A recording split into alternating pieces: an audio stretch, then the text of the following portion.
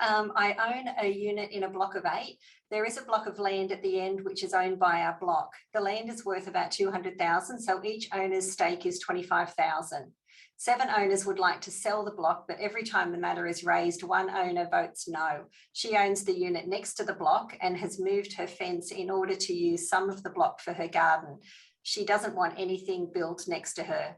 Is a vote of 7 out of 8 enough to be able to sell? Can we force her to move her fence back to its original position?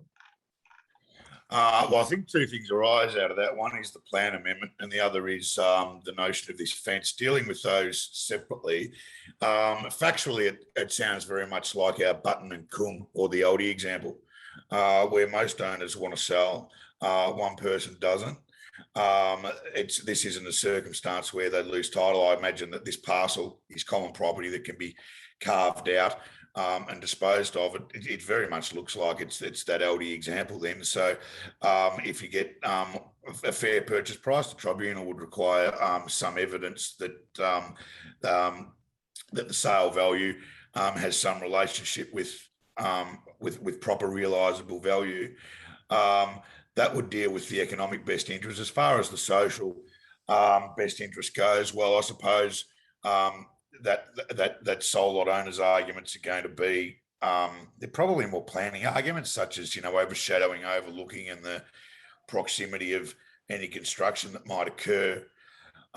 Those would have to be balanced out. So, I mean, that case, like every case, will come down to evidence about what the proper value is and what other amenity type issues there are. But it looks pretty similar to that LD example on its general principles.